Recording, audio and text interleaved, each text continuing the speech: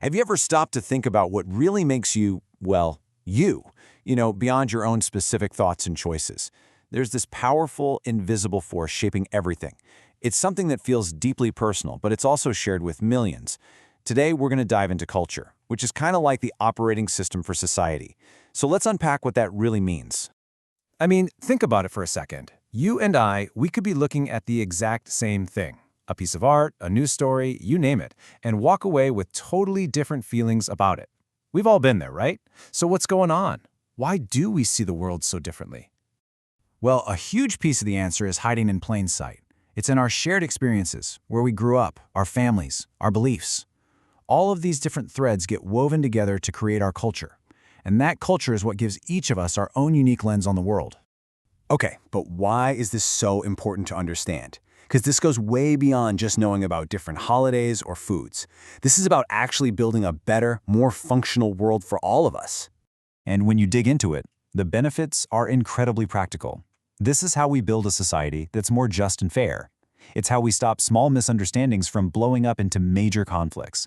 And when we get it right, we can bring people together to achieve common goals, make way smarter decisions, and tap into the amazing strengths that every single group has to offer.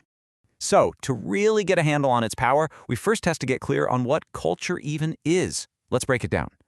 At its very core, culture is a shared framework. It's all those common experiences that give a group, whether that's based on race, gender, or where you're from, a particular way of looking at the world. It shapes everything from our hopes and our fears to the values we hold most dear. And what's so important to get here is that culture isn't something we're born with. It's not in our DNA.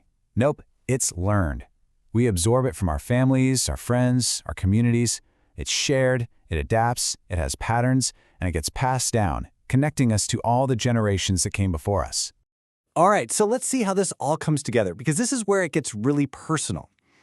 How does this huge, abstract idea actually end up shaping you? The best way to think about it is like a lens, a filter. You might not even notice you're wearing it most of the time, but it colors absolutely everything you see.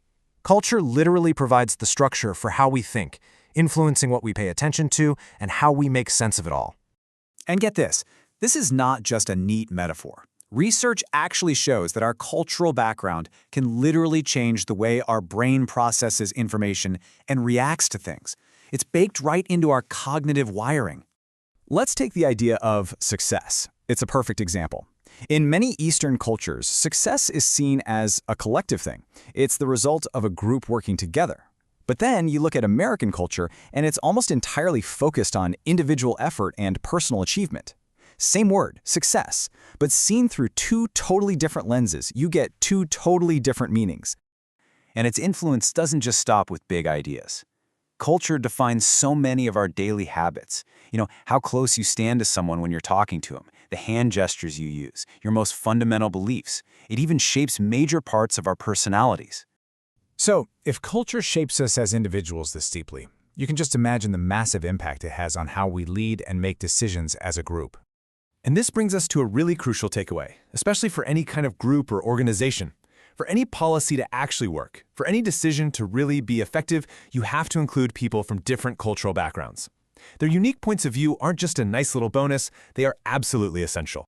So how do we actually do this? How do we put this knowledge into practice? Whether you're in charge of a team or just part of a neighborhood, this isn't just theory. The source actually gives us a simple, really powerful guide to put this into action. First off, it starts with a genuine welcome, making a space where everybody feels like they truly belong. The second step is so important. Focus on appreciation, not blame. Think about it. People grow and change when they feel valued, not when they're made to feel guilty. And finally, just be curious. Making an effort to learn what makes other people unique is, funnily enough, one of the fastest ways to build a real connection. So all this leads me to one final question for you to think about. Now that you've seen how deeply culture shapes our perception, our behavior, and our world, what part of your own cultural lens, that invisible filter you see everything through, will you maybe look at a little differently from now on?